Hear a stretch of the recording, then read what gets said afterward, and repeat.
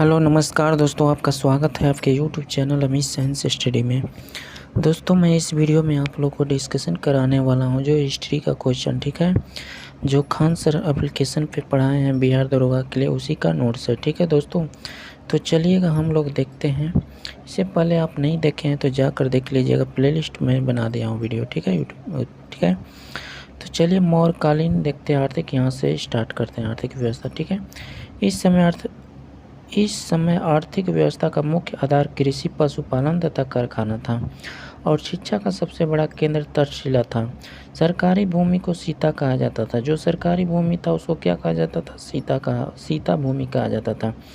निजी भूमि को भाग कहा जाता था। बिना वर्षा के अच्छी खेती को आदिम मार्त्य कहा जाता था। इस समय भूमि का उत्पादन 1/6 कौटिल्य के अनुसार 1/4 मेगा अस्तनीज के अनुसार लिया जाता था। ठीक है, बिक्री कर मूल्य का 10वां भाग होता था। भूमि माप वाले कर को रज्जु कहा जाता था। धार्मिक कर को बलि कहा जाता था। ठीक है, चारागाह कर को वित्तीय कहा जाता था। अकाल के समय कोई कर नहीं लिया जाता था। ठीक है फ्रेंड्स, आगे बढ़ते हैं। मौर्यकालीन मुद्राएं।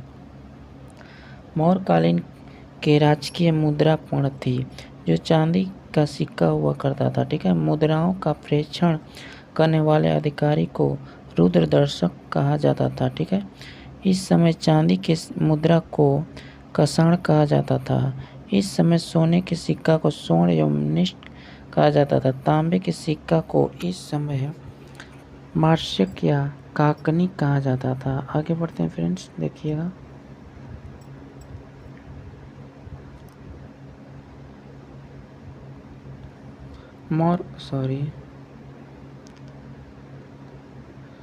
मौर्यकालीन संगठन श्रेणी। यह शिल्पकारों का संगठन था। नियम।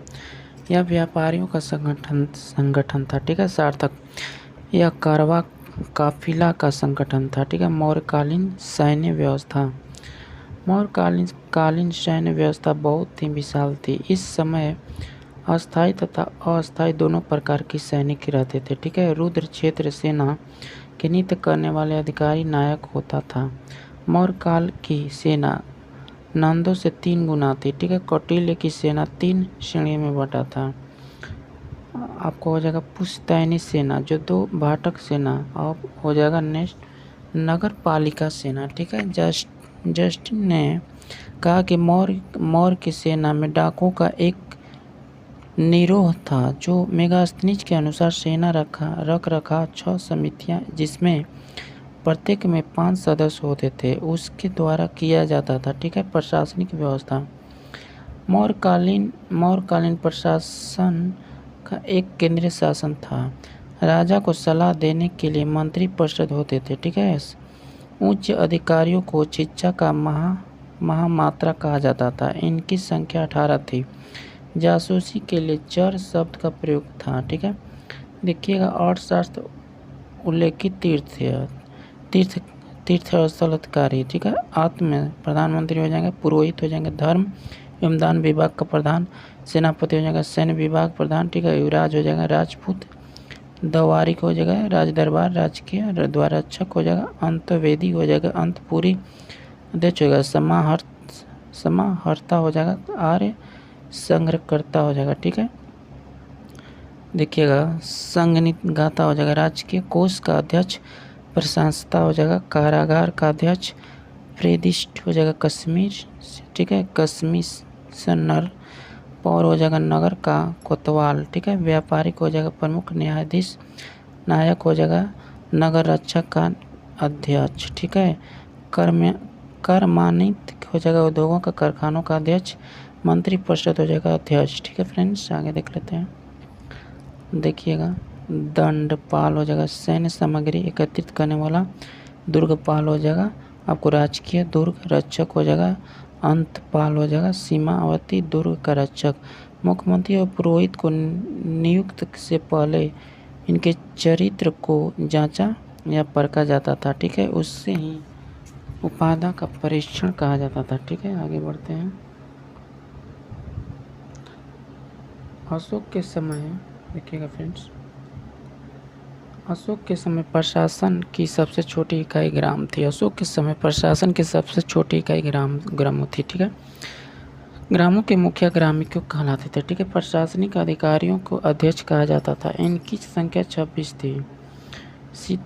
सीताध्यक्ष कृषि विभाग, अकाराज्य जो खनन विभाग हो जाएगा, लक्षणाध्यक्ष जो मुद्रा विभाग हो जाएगा, राक्षीण जो पुलिस विभाग हो जाएगा, और धर्म स्थलीय जो दीवानी न्यायालय धन हो जाएगा। ठीक है, कंटक सौद हो जाएगा, फौजदारी न्यायालय अपराध। ठीक है, गुड़ पुरोहित हो जाएगा, गुप्तचर संस्था हो जाएगा, अस्थायी गुप्तचर हो जाएगा, और संचार चलायमान हो जाएगा गुप्तचर। ठीक है, अंतवायविक हो जाएगा आपको जंगल की अधिकारी, और समाहर्ता हो जाएगा टैक्स या कर हो जाएगा, और शनिधारता हो जाएगा कोषाध्यक्ष। ठीक है, मेगास्नीच के अनुसार नगर का प्रशासन 30 सदस्यों का एक मंडल चलाता था। यह मंडल 6 समितियों में विभक्त होता था। ठीक है, प्रत्येक समिति 5 सदस्य होते थे।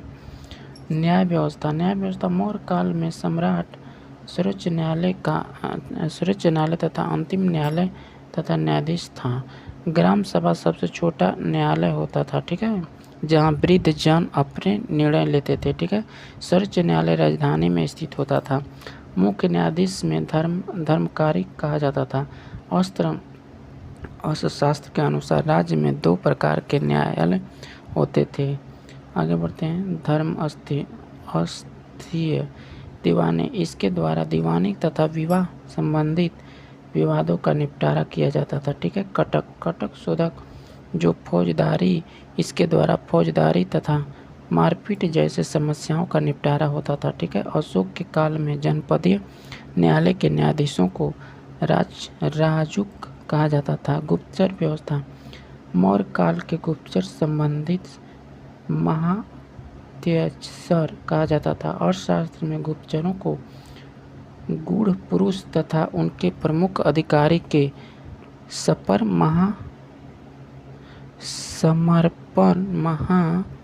महात्म्य कहा जाता था। ठीक है, संचार, इसमें जो व्यक्ति जगह जगह जाकर गुप्तचर करता था तो उसी को कहा जाता था संचार। ठीक है, संस्था, एक जगह संगठित होकर गुप्तचर करना। ठीक है, गुप्तचरों के अलावा शांति व्यवस्था बनाए रखने तथा अपराधों की रोकथाम के लिए पुलिस भी थी, जिसे अर्थशास्त्र में आरक्षित कहा जा गया है। ठीक है, आगे बढ़ते हैं फ्रेंड्स।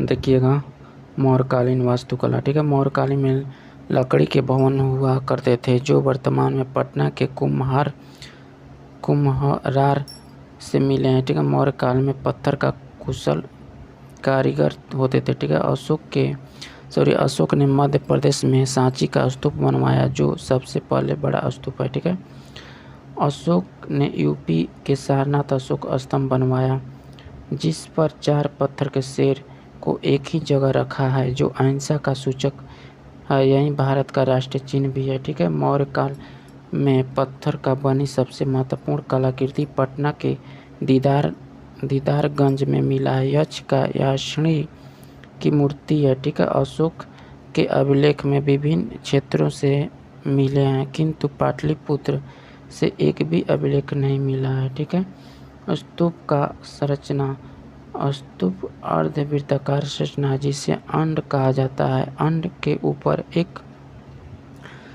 छज्जे जैसे संरचना होती है। ठीक है, जिसे हामिका कहते हैं। हामिका से एक मस्तूल निकला था, जिसे यष्ट कहते हैं। यष्ट या 3 छतरियां लगी होती थी। ठीक है, उपयुक्त संचार के चारों तरफ घूमने के लिए प्रदक्षिणा पथ होता है। इस संपूर्ण संरचनाओं के चारों ओर एक वेदिका होती थी, जहां तोरण द्वार प्रवेश द्वारा बनाया जाता है। ठीक है, स्तूप विभिन्न अंगों का अर्थ है।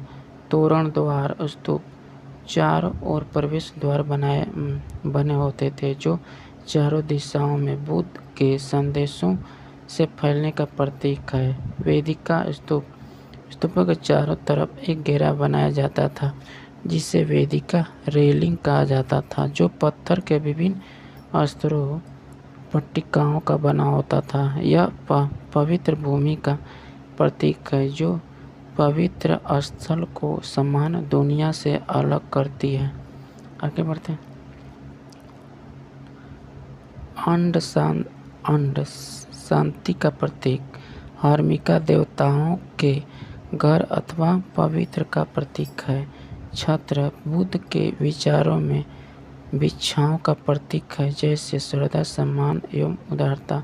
सामाजिक जीवन, अशोक ने बौद्ध धर्म को अपना लिया, किंतु यह दूसरे धर्मों का भी आदर करता था। हिंदू धर्म त्यागने के बाद भी अशोक ने अपने नाम में देवनाम प्रियदर्शी जोड़ा, जो संस्कृत भाषा का है।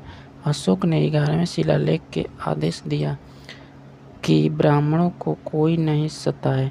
अशोक ने यह आजीवक संप्रदाय के भक्तों को गया की 4 गुफा दे दिया। अशोक ने पशु बलि पर पूर्णतः प्रतिबंध लगा दिया। यज्ञ तथा कर्मकांड पर रोक लगा दिया, जिस कारण ब्राह्मणों की आय में बहुत कमी आ गई। मौर्य काल में दास का प्रचलन था। इस समय स्त्रियां की स्थिति अच्छी थी, स्त्रियां पुनः विवाह कर सकती थी। उस समय जो विधवा स्वतंत्र रूप से जीवन यापन करती थी उसे छांद्र वासनी कहा जाता था। ठीक है, स्वतंत्रता रूप में वेश्यावृत्ति करने वाली महिला रूप जीवी कहलाती थी। उसके कार्य को देख रेख गणित का अध्यक्ष कहते थे। इस समय तलाक को मोक्ष कहा जाता था। इस वंश में प्रथम बार लोगों के जन्म एवं मृत्यु का पंजीयन किया गया था। इस काल का श्रेष्ठ नमूना स्तंभ है। इस काल में पाटलिपुत्र नगर को विश्व के नगरों की रानी कहा गया है। इस समय महल मुख्य लकड़ी का बना हुआ था। इस काल में एग्रोनोमाई सड़क निर्माण अधिकारी को कहा जाता था। पृष्ठवर्तन, जैसे ग्रंथ में चंद्रगुप्त मौर्य के जैन धर्म अपनाने का वर्णन मिलता है। इस काल का राजकोषीय वर्ष आषाढ़ जुलाई में आरंभ होता था। प्रशासनिक ढांचा, मौर्य काल में सबसे बड़ा राजा का होता था, उसके नीचे युवराज होते थे। प्रांत का शासन प्रांतपति के पास था। 20 जिला विस्पति के नियंत्रण में रहता था। 10 गांवों का छोटा मालिक या गोप होता था, जो सबसे प्रशासन की सबसे छोटी इकाई गांव हुआ करती थी, जो ग्रामीण मुखिया के नियंत्रण में रहती थी। इस समय न्यायाधीश को राजूक कहा जाता था। मौर्य काल में प्रांतों की संख्या 4 थी, लेकिन अशोक के समय 5 हो गई, जो निम्नलिखित हैं।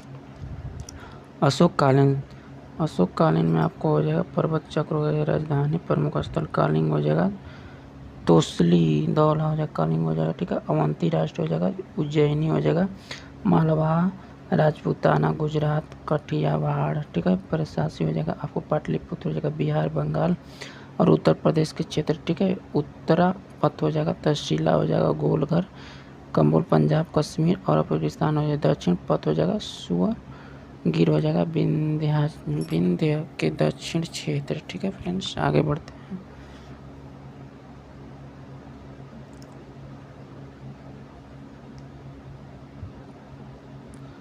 देखिएगा फ्रेंड्स, इसके समय प्रांतों के चक्र कहकर संबोधित किया जाता था। ठीक है, प्रांतों के प्रशासकों को कुमार का आर्यपुत्र अथवा राष्ट्र कहा जाता था। ठीक है, प्रांतों के विभाजन विषय में होता था, जो विषयपति के अधीन होता था। नोट, श्रीलंका के राजा अशोक के उद्देश्यों का पालन करते थे, किंतु श्रीलंका अशोक का अधीन नहीं था।